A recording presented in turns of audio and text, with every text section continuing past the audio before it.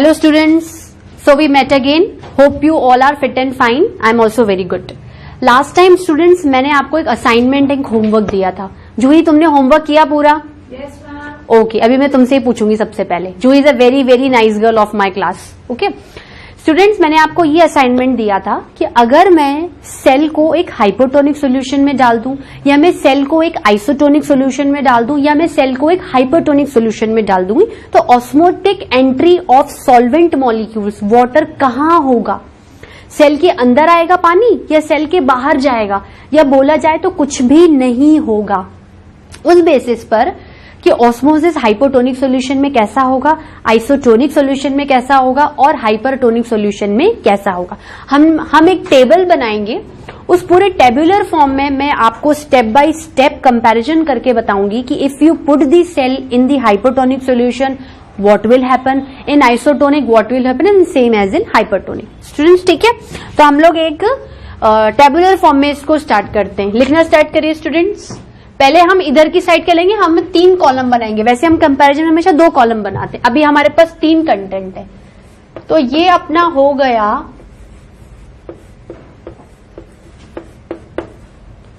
इसको मैं वापस लिख देती हूँ स्टूडेंट्स.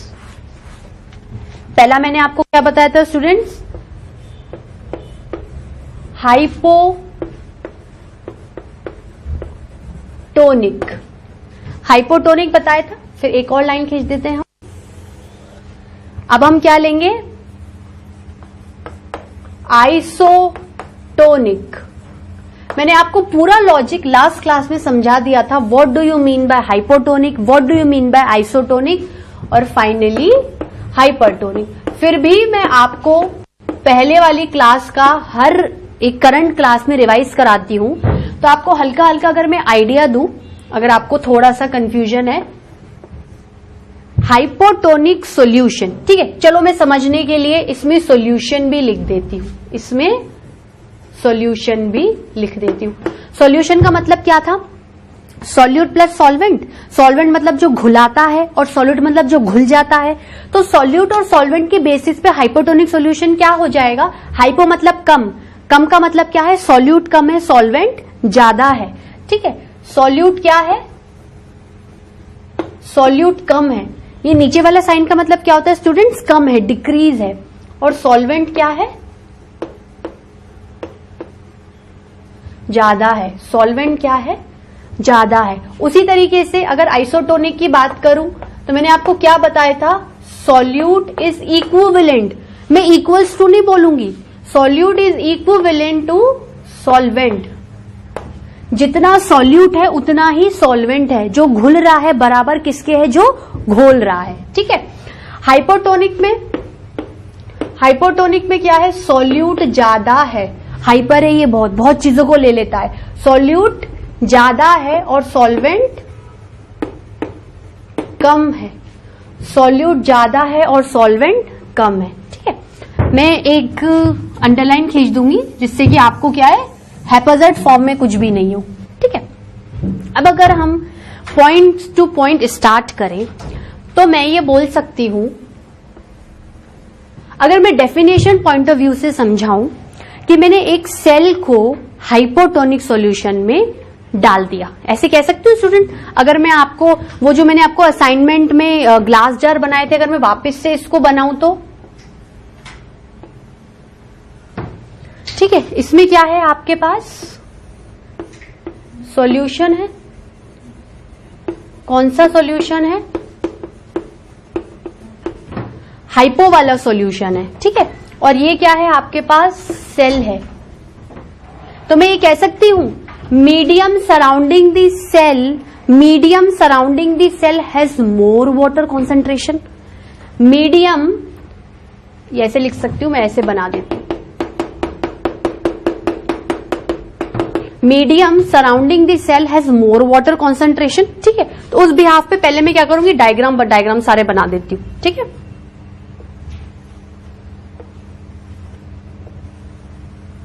ठीक है, ये क्या है आपका, ये आपका सेल हो गया. ठीक है, और ये क्या हो गया स्टूडेंट्स, आइसोटोनिक आइसोटोनिक सॉल्यूशन। ये शॉर्ट फॉर्म है आइसोटोनिक सॉल्यूशन का। उसी तरीके से अगर इस पे चलूं तो क्या बोल सकती हूं, ये टम्बलर लिया, इसमें सॉल्यूशन बना दिया, और ये क्या हो गया, ये आपका सेल हो गया। और ये क्या है आपका, ये आपका हाइपरटोनिक सॉल्यूशन। ठीक है, तो मैं इसमें ऐसा, अब अगर मैं डेफिनेशंस लिखना स्टार्ट करूं तो मैं ये लिख सकती हूं, solution surrounding the cell has more water concentration, या medium surrounding the cell has more water concentration, medium surrounding the cell has more water concentration, medium surrounding the cell has equal water concentration, medium surrounding the cell has equal water concentration, and medium surrounding the cell has less water concentration. अब आप बोलोगे कि ma'am किसके respect में बोल रही हूं, अरे भाई सेल के रेस्पेक्ट में बोलूंगी ना। टम्बलर में सॉल्यूशन बना हुआ है, टम्बलर में मैंने सेल डाल दिया, तो सेल के आसपास पानी ज्यादा है तो हाइपोटोनिक सॉल्यूशन, सेल के अंदर जो पानी है वो बिल्कुल बराबर है जो बाहर का पानी है तो आइसोटोनिक सॉल्यूशन, और पानी कम है तो हाइपरटोनिक सॉल्यूशन। तो अगर अपन इसको थ्योरेटिकल बेसिस पे लिखें तो ऐसे लिख सकते हैं,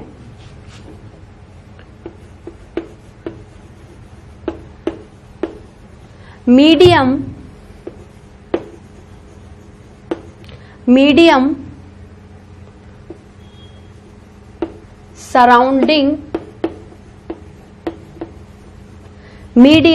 सराउंडिंग the cell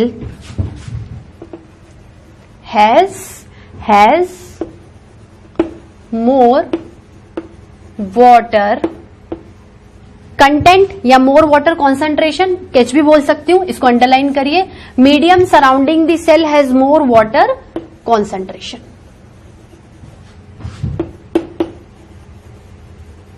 ठीक है, अब उसी के स्टेप बाय स्टेप अगर मैं इधर आ जाऊंगी तो लिख सकती हूं, medium surrounding the cell, again underline it, बिल्कुल step by step sequence wise चलेंगे। Medium surrounding the cell has equal, उधर क्या था students, more, has equal water concentration, has equal water concentration. ठीक है स्टूडेंट, अब इसी का अपोजिट अगर हम हाइपरटोनिक लेंगे तो क्या बोलूंगी, medium surrounding the cell has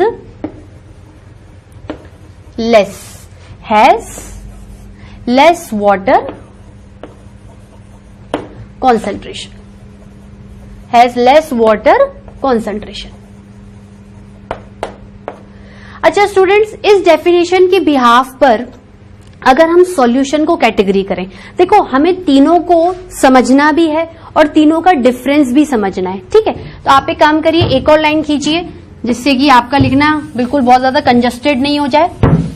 ये आपकी एक डेफिनेशन हो गई तीनों में, ये आपकी एक डेफिनेशन हो गई तीनों में। अब अगर मैं बात करूं दूसरे पॉइंट की, अब अगर मैं दूसरे पॉइंट की बात करूं तो सॉल्यूशन कैसा होगा। मैंने आपको देखो पिछली क्लास में भी बताया था, पानी ज्यादा है डाइल्यूट, पानी बराबर है नॉर्मल, पानी कम है कॉन्सेंट्रेटेड। ठीक है, तो स्टूडेंट्स मैं क्या लिखूंगी इसमें, मैं इसमें लिखूंगी ये एक डाइल्यूटेड सॉल्यूशन होगा, ये एक डाइल्यूटेड सॉल्यूशन होगा। क्यों? क्योंकि पानी ज्यादा है। ये एक नॉर्मल सॉल्यूशन होगा। क्या होगा? ये एक नॉर्मल सॉल्यूशन होगा। और स्टूडेंट्स इसमें क्या होगा, ये एक कॉन्सेंट्रेटेड, ये क्या होगा, कॉन्सेंट्रेटेड सॉल्यूशन होगा। इतना आप लोगों को सब समझ में आ रहा है? ठीक है, अब फिर से एक लाइन मार्क कर दीजिए, इसको पार्टीशन कर दीजिए। ठीक है, अब अगर मैं उठाऊं, अब देखो, अब आएगी आपकी काम की बात। Movement of water, movement of solvent molecule across the semi और सेलेक्टिवली परमिएबल सेल मेम्ब्रेन कहां होगा, इनसाइड या आउटसाइड। ठीक है, बाहर पानी ज्यादा है, उसके कंपैरिजन में सेल के अंदर पानी कम है। Water will move inside the cell, water will move inside the cell. और बहुत ज्यादा हाई डेफिनेशन में बोलूं तो एंडो ऑस्मोसिस अकर, मैंने आपको लास्ट क्लास में बताया था। ठीक है, तो कैसे लिखोगे स्टूडेंट्स, वाटर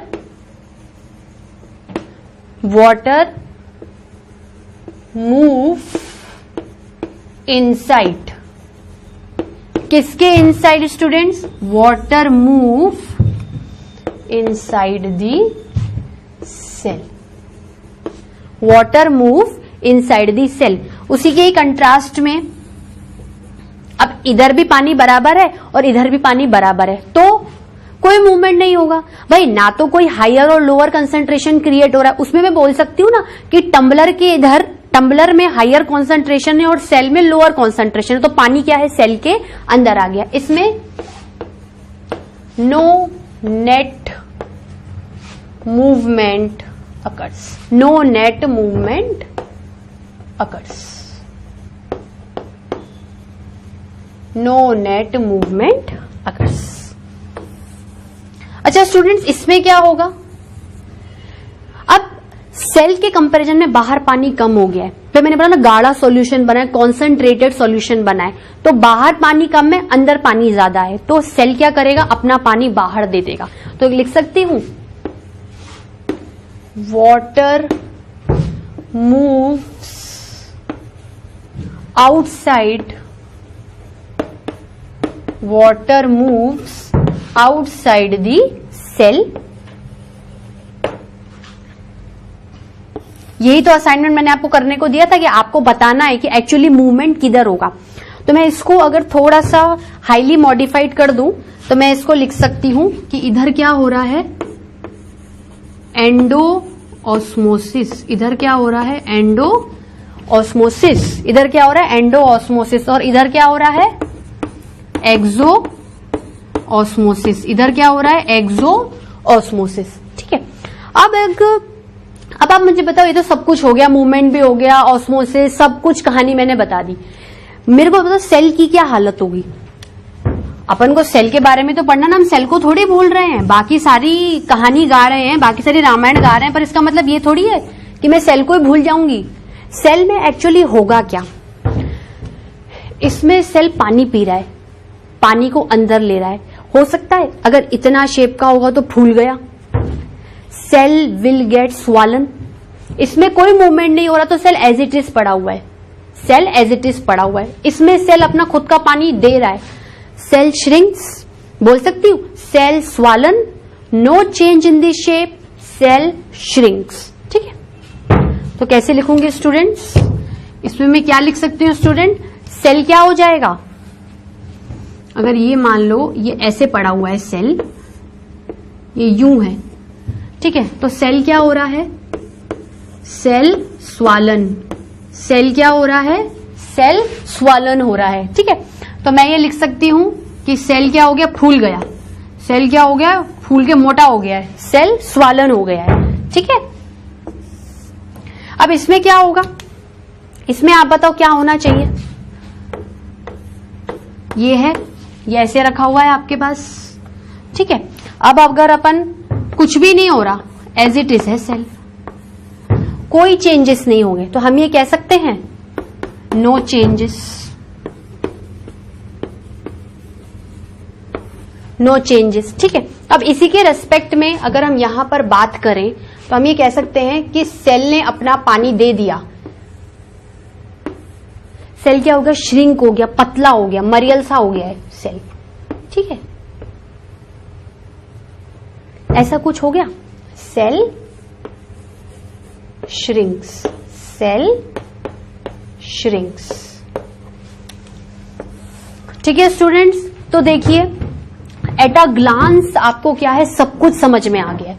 ठीक है, मीडियम में क्या है, सेल के आसपास मीडियम में पानी ज्यादा है, नॉर्मल है, कम है। उसके कारण क्या हो गया, सॉल्यूशन डाइल्यूटेड हो गया, नॉर्मल हो गया, कॉन्सेंट्रेटेड हो गया।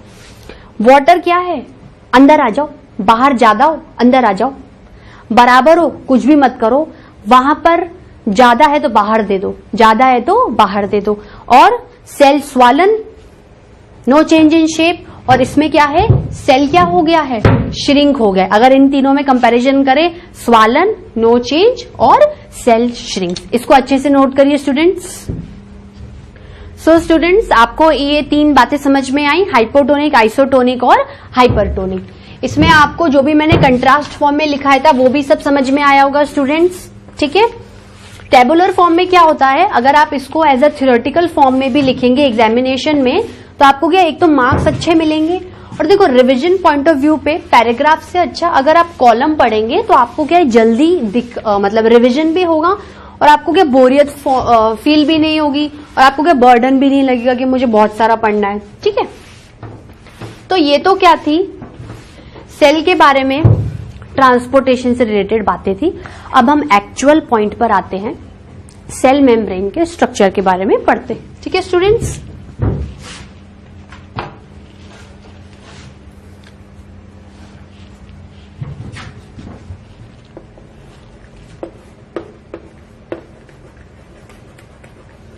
स्ट्रक्चर ऑफ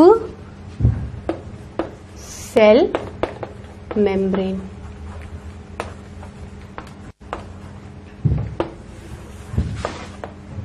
इसको नोट डाउन करिए स्टूडेंट्स, इसको नोट डाउन करिए, इस हेडिंग को नोट डाउन करिए स्टूडेंट्स। हेडिंग आपने नोट डाउन करी है। अब हम स्ट्रक्चर ऑफ सेल मेम्ब्रेन के बारे में पढ़ेंगे। देखिए, मैंने आपको लास्ट टाइम क्या बताया था, देखो माइक्रोस्कोप के बारे में बताया था, तो उसका बहुत बड़ा सिग्निफिकेंस है।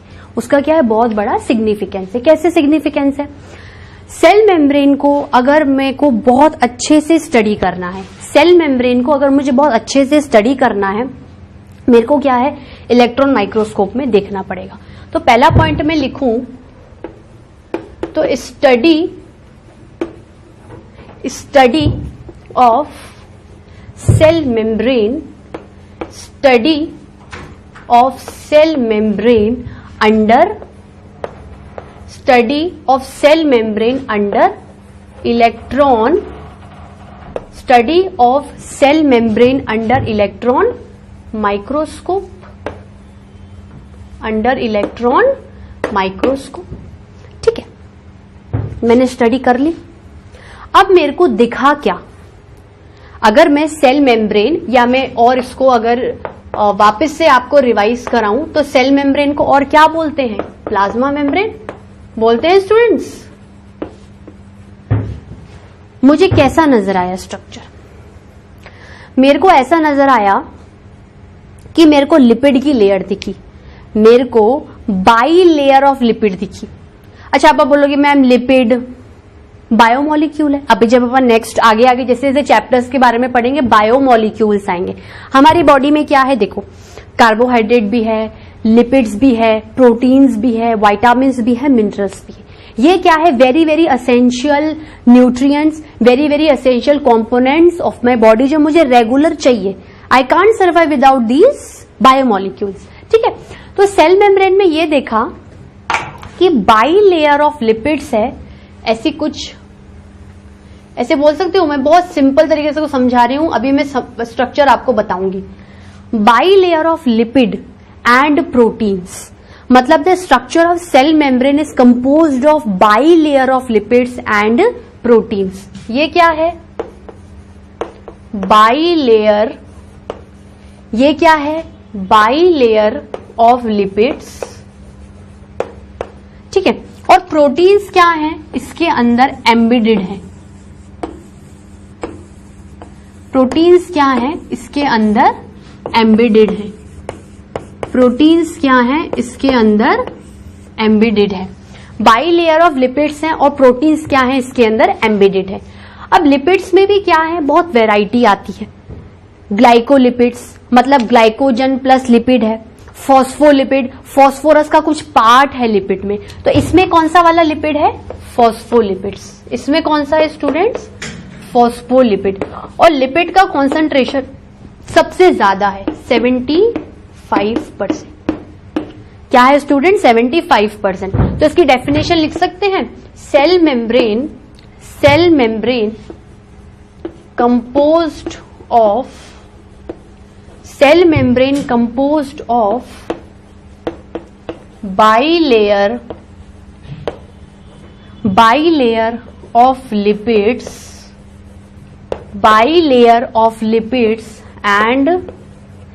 bilayer of lipids and proteins.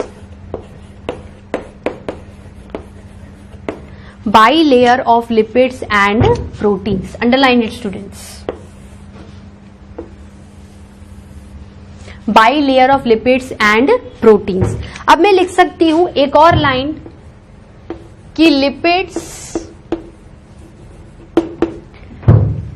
In the form of, भाई लिपिड्स में भी क्या कैटेगरी कर दी, उस कैटेगरी में भी सबसे ज्यादा कौन सा प्रेजेंट है?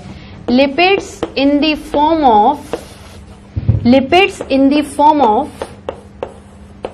फॉस्फो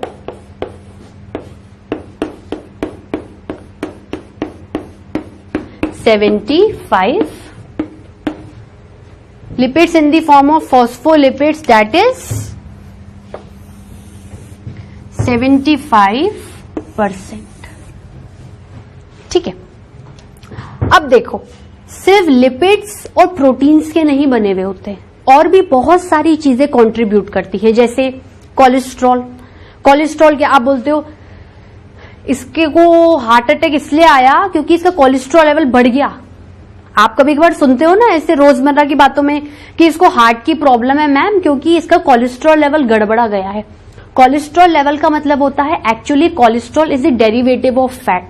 जब बहुत ज्यादा फैट आपकी हार्ट के आर्टरीज में जमा हो गया है और उस जमा होने के कारण कोई ब्लॉकेज हो गया है और ब्लड जो हार्ट में से निकल रहा है उसको अपने डेस्टिनेशन तक नहीं पहुंचने दे रहा वो ब्लॉकेज, तो मैं कह सकती हूं कि कुछ प्रॉब्लम हो गई है हार्ट में। बॉडी से रिलेटेड कोलेस्ट्रॉल को लेके क्या हो गया है? कुछ प्रॉब्लम हो गई है। तो अपन ये कह सकते हैं कि इसके अदर देन और क्या क्या प्रेजेंट है?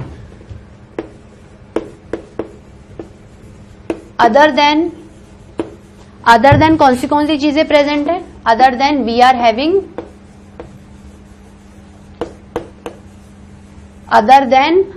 Having cholesterol and polysaccharides. अब आप बोलोगे मैम आज तो आप बहुत सारे नए नए नाम बता रहे हो, गुड है ना। बायोलॉजी में when you are improving in your chapter you have to know each and every term. Cholesterol क्या होता है? अगर अपन सिंपल कोलेस्ट्रॉल को समझें, कोलेस्ट्रॉल को जैसे अगर एक इसमें ज्यादा देखो डीप में नहीं जाना क्योंकि अभी हमने बायोमोलिक्यूल्स नहीं पढ़े। When we will discuss biomolecules everything will definitely got a clear to you. Cholesterol क्या होते हैं?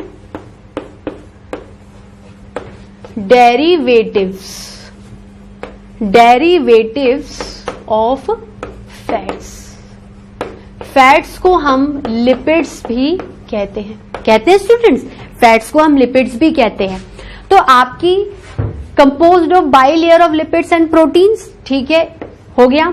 Lipids in the form of phospholipid 75% है, अदर देन कोलेस्ट्रॉल और पॉलीसैकेराइड। कोलेस्ट्रॉल क्या है? Derivatives of fats. अब आप बोलोगे कि ma'am what do you mean by polysaccharides? वो भी बताऊंगी बिल्कुल। पॉलीसैकेराइड, अच्छा स्टूडेंट पॉलीसैकेराइड क्या होते हैं? देखो पॉली का मतलब होता है मैनी और सैकेराइड का मतलब होता है सैक्रीन। सैक्रीन का मतलब होता है शुगर। और बोलते ना अरे इसको चक्कर आ रहे हैं, फेंट हो रही है, इसको है ना बहुत ज्यादा घबराहट सी हो रही है, वीकनेस हो रही है, फट से है ना चीनी का घोल पिलाओ, शुगर डालो पानी में अदरवाइज से बेहोश हो जाएगी। शुगर डालने का मतलब क्या है? अगर मैंने शुगर को पानी में डाल के पी लिया दैट मीन्स डायरेक्टली और indirectly my cells are gaining glucose. तो एक्चुअली ये क्या है? ये कार्बोहाइड्रेट्स हैं। बायोमोलिक्यूल्स में एक कैटेगरी आती है फूड की, कार्बोहाइड्रेट्स। हम क्या है देखो खाने में लिपिड भी खाते हैं, प्रोटीन्स भी खाते हैं, कार्बोहाइड्रेट्स भी खाते हैं। हम क्या करते हैं खाने में हर चीज लेते हैं, हम विटामिन्स भी लेते हैं, मिनरल्स भी लेते हैं। तो ये एक्चुअली क्या है? आपके बायोमोलिक्यूल्स हैं, ठीक है। तो अपन इसको क्या है सिंपलर फॉर्म में लिख सकते हैं कि polysaccharide are the actually carbohydrate and they are directly और indirectly related to glucose. Students इतना नोट करिए। स्टूडेंट्स आपको इतना समझ में आया, मैंने आपको सेल मेम्ब्रेन का क्या है कंपोजिशन पढ़ाया है। ठीक है, देखो बाई लेयर ऑफ लिपिड्स हो गए, बाई लेयर ऑफ लिपिड्स के साथ बाई लेयर ऑफ क्या हो गए प्रोटीन्स हो गए। ठीक है, by layer of lipids proteins, other than you have cholesterol and polysaccharides. अब अगर मैं आपको ये बोल रही हूं कि बाई लेयर ऑफ लिपिड्स है और उसके अंदर प्रोटीन्स फंसे हुए हैं, उसके अंदर प्रोटीन्स क्या हैं फंसे हुए हैं, इसी स्ट्रक्चर को अब हम क्या करेंगे थोड़ा इलेबोरेट फॉर्म में पढ़ेंगे। ठीक है, अगर थोड़ा सा हिस्टोरिकल बैकग्राउंड पे जाऊं स्टूडेंट्स, तो in the year 1972 two pairs of scientist आए थे जिनका नाम था सिंगर एंड निकोलसन। जरूरी नहीं उनका नाम सिंगर है तो they are actually singing the song. In 1972 Singer and Nicolson, Singer and Nicolson, scientist का नाम क्या था स्टूडेंट सिंगर एंड निकोलसन। इन्होंने क्या करा था, दे डीपली का मतलब क्या होता है प्रॉपरली स्टडी की थी। They deeply study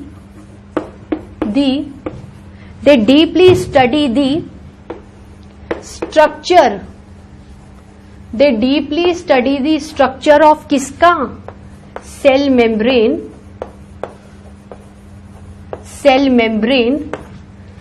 under electron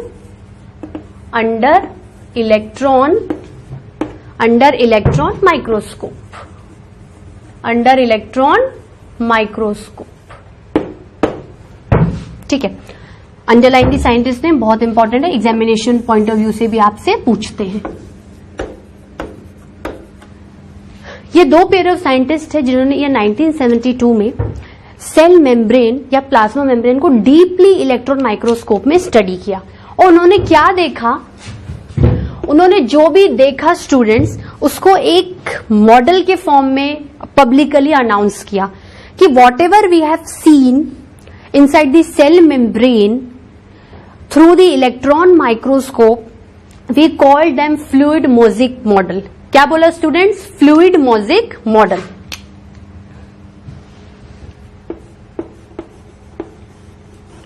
they gave, क्या दिया स्टूडेंट्स इन्होंने, फ्लूइड मोज़ेक मॉडल। स्टूडेंट्स क्या देखा साइंटिस्ट ने, इसको अंडरलाइन करेंगे, बहुत ही इंपॉर्टेंट है, फ्लूइड मोज़ेक मॉडल। मॉडल का मतलब है कोई बढ़िया सा अरेंजमेंट देखा होगा, कोई बढ़िया सा स्ट्रक्चर देखा होगा, कोई कोऑर्डिनेशन देखा होगा, कोई इंटीग्रेशन देखा होगा सेल मेम्ब्रेन में। अब देखो सेल मेम्ब्रेन किसका बना हुआ है, by layer of lipids, proteins, cholesterol and polysaccharide, वो अदर देन आते हैं। That means fluid mosaic. Fluid mosaic मतलब, फ्लूइड का मतलब होता है कि कुछ बह रहा है और मोज़ेक का मतलब होता है पैटर्न। मतलब उन्होंने किसी फ्लूइड के अंदर क्या नोटिस किया है, कोई पैटर्न नोटिस किया है। किसका पैटर्न नोटिस किया है, लिपिड्स का और प्रोटीन्स का, लिपिड्स का एंड प्रोटीन्स का।